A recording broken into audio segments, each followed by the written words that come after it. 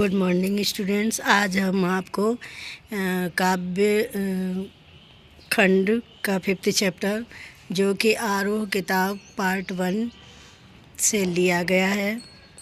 इसका नाम है घर की याद। इसके राइटर भवानी प्रसाद मिश्र। तो इसका पहले हम सारांश बताएंगे। तो सारांश में मिश्र जी ने हिंदी साहित्य के कवियों में अपना विशेष स्थान रखा है। 1942 ईस्वी में असहयोग आंदोलन में भाग लेने के कारण उन्हें अंग्रेजी सरकार द्वारा 3 वर्ष के कारावास की सज़ा दी गई थी।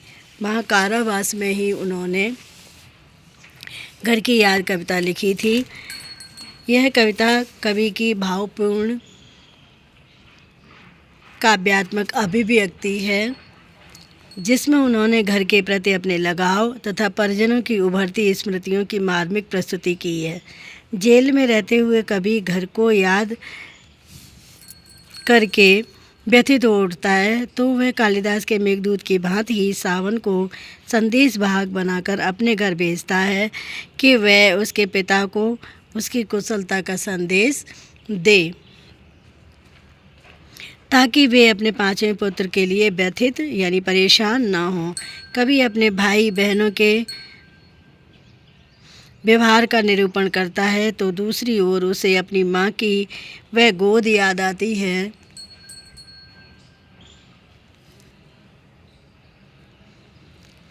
जिसमें सिर रखकर वह सब दुख भूल जाया करता था। कवि का पिता से विशेष स्नेह है। आयु के अधिक होने पर भी उनमें युवकों जैसा उत्साह विद्यमान है। वे मौत के आगे कभी नहीं भयभीत होते हैं और विघ्न बाधाओं से कभी विचलित नहीं होते। वे धार्मिक प्रवृत्ति के हैं। व्यायाम के कारण उनका शरीर जितना मजबूत है उनका मन उतना ही कोमल है। सब भाई बहनों के बीच अपने 5वें पुत्र को न पाकर वे रो पड़ते हैं। उन्हें रोता देख करके माँ उन्हें दिलासा देती है, ढांढस बंधाती है। संवेदनशील कवि वायु और सावन से करुणापूर्ण विनती करता है कि वे उसके घर जाकर पिता को सांत्वना दें। कवि सावन को समझाते हुए कहता है कि पिता को वास्तविकता मत बता देना, उसे गोपनीय ही रखना, छुपा के रखना। उन्हें बताना कि उनका बेटा जेल में खुश है, उसे किसी बात का दुख नहीं है।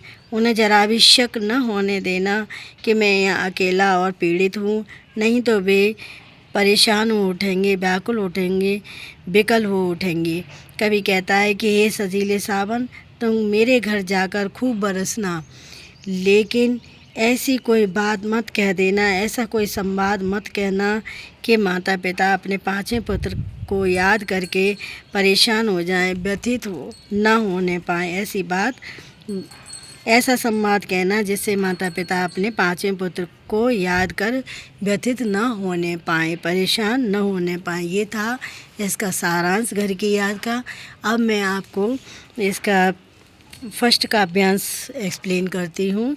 आज पानी गिर रहा है, बहुत पानी गिर रहा है, रात भर पानी गिरता रहा, प्राण मन गिरता रहा, बहुत पानी गिर रहा है, घर नज़र से तिर रहा है, घर की मुझसे दूर है जो, घर खुशी का पूर है जो। तिर रहा है मतलब क्या हो गया, इसका मीनिंग तैर रहा है। खुशी का पूर यानी खुशी से भरा।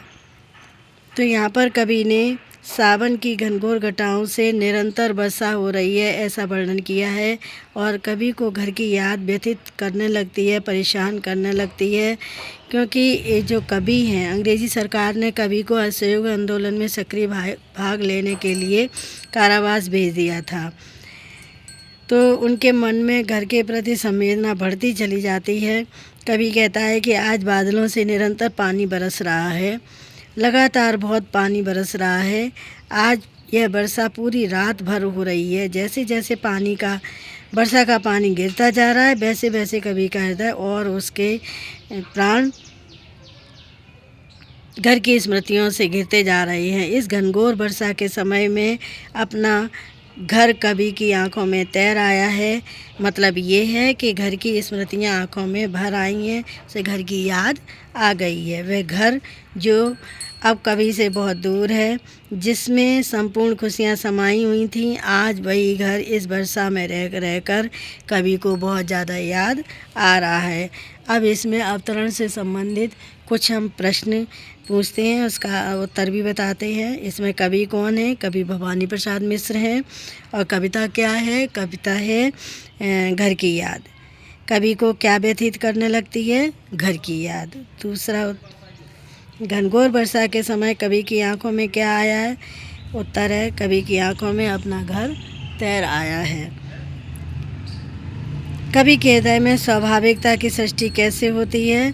उत्तर है कवि पानी गिरने के साथ साथ घर की याद का कवि के हृदय पर उभरना स्वाभाविकता की सृष्टि करता है। कवि को रह रहकर क्या याद आ रहा है? वह घर जो कवि से अब बहुत दूर है, जिसमें संपूर्ण खुशियाँ समाई हुई थीं। आज वही घर वर्षा ऋतु में कवि को रह रहकर याद आ रहा है। अब आपको काव्य सौंदर्य की बात बताएं तो फर्स्ट पॉइंट में आप लिख सकते हैं कि पानी के गिरने के साथ घर की याद का कवि के हृदय में उभरना स्वाभाविकता की सृष्टि करता है।